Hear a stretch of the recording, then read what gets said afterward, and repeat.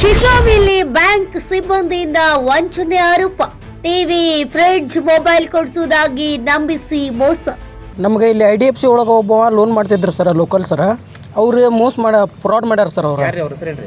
ಸೋಮಯ್ಯ ನಾಗಯ್ಯ ಪೂಜಾರ್ ಅಂತಂದು ಸರ್. ಅವ್ರು ನಮ್ಗೆ ಲೋನ್ ಮಾಡಿಸ್ಕೊಡ್ತೇವೆ ಅಂತಂದು ಫ್ರಾಡ್ ಆಗೈತೆ ಸರ್. ಅದು IDFC ಬ್ಯಾಂಕ್ ಸಿಬ್ಬಂದಿ ವಿರುದ್ಧ ಗಂಭೀರ ಆರೋಪ. ಶಿಗ್ಗಾವಿ ಪೊಲೀಸ್ ಠಾಣೆ ಮೆಟ್ಟಿಲೇರಿದ ಸಂತ್ರಸ್ತರು.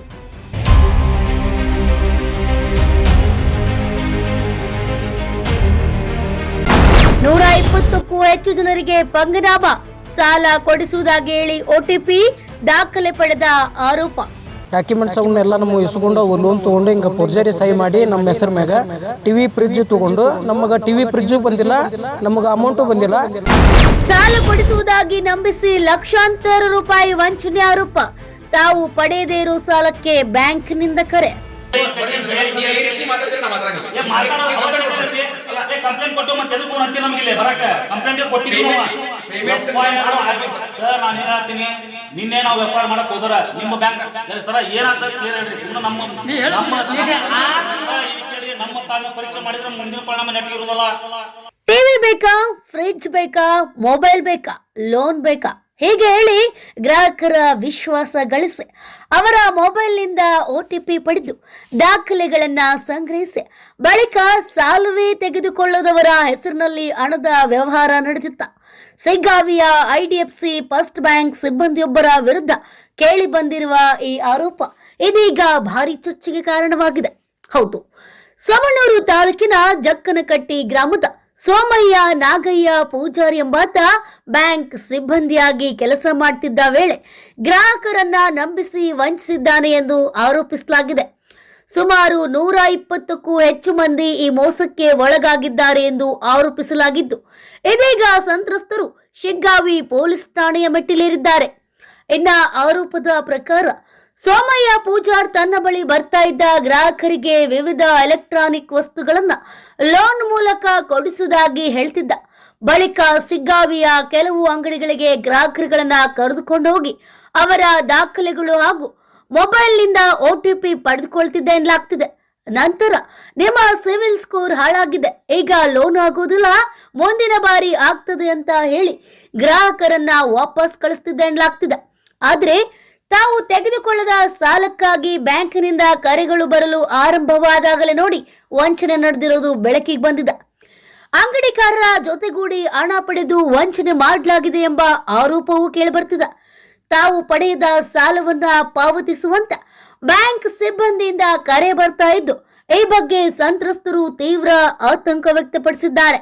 ವಂಚನೆಗೆ ಸಂಬಂಧಿಸಿದಂತೆ ಆರೋಪಿತ ಸೋಮಯ್ಯ ಪೂಜಾರ್ ಅವರನ್ನ ಸಂಪರ್ಕಿಸಲು ಪ್ರಯತ್ನಿಸಿದ್ರು ಕರೆ ಸ್ವೀಕರಿಸುತ್ತಿಲ್ಲ ಎಂದು ಸಂತ್ರಸ್ತರು ತಿಳಿಸಿದ್ದಾರೆ.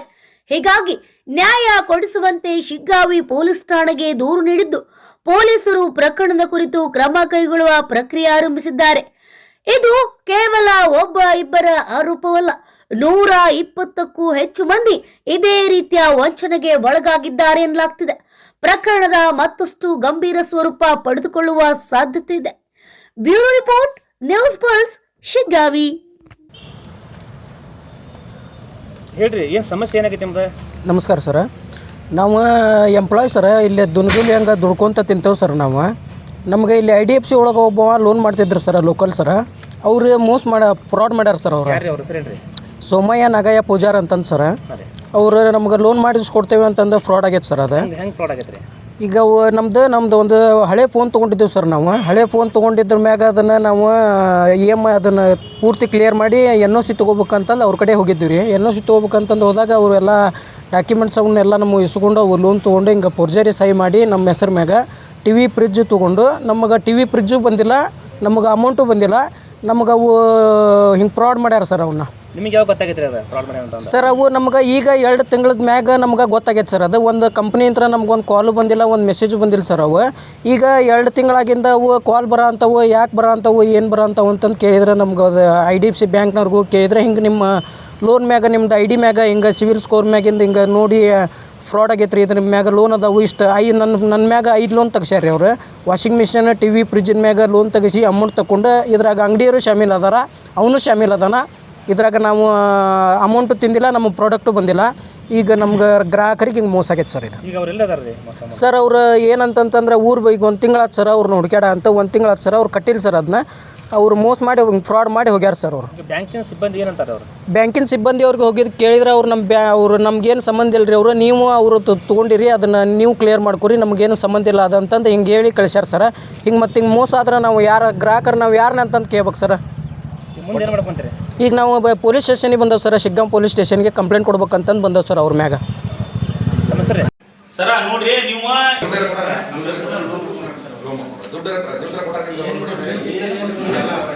ದುಡ್ಡು ಕೊಟ್ಟಿಲ್ಲ ಅಂತಿದ್ರಿ. ಯಾಕಂದ್ರೆ ಅಟ್ಲೀಸ್ಟ್ ನಿಮಗೆ ಜವಾಬ್ದಾರಿ ಇರ್ಬೇಕಂದ್ರೆ ನೀವು ಯಾರ ನನ್ನ ಹೆಸರಲ್ಲಿ ಲೋನ್ ತಗೋಣ ಅಂತ ನೀವು ಅವ್ರು ಪ್ರಶ್ನೆ ಮಾಡಿದ್ರೆ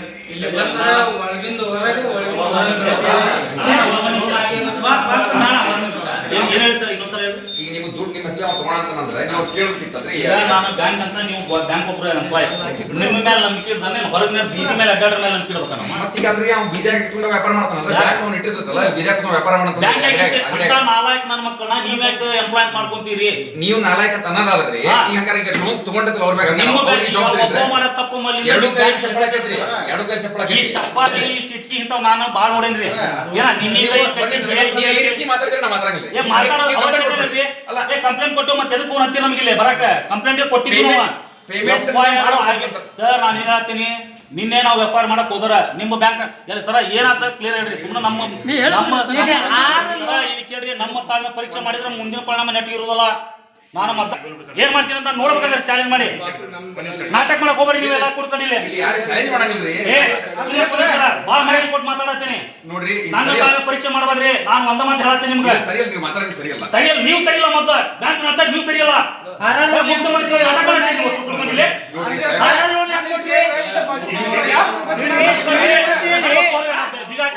ಇದನ್ನ ಮಾಡ್ಕೋ ಇದೇನೈತಲ್ಲ ಮೀಡಿಯಾಕ ವಸ್ತು ಅಪ್ಲೋಡ್ ಮಾಡ. ಇವ್ರೆಲ್ಲ ಕೂಡ್ಕೊಂಡು ಮುಕ್ತ ಮನಸ್ಸುಗಳಿಗೆ ಏನ್ ಮಾಡ್ತಾರ, ಫ್ರಾಡ್ ಮಾಡತ್ತಾರ. IDFC ಬ್ಯಾಂಕ್ ಲಿಂದ ಏನೈತಲ್ಲ ಎಲ್ಲಾರನು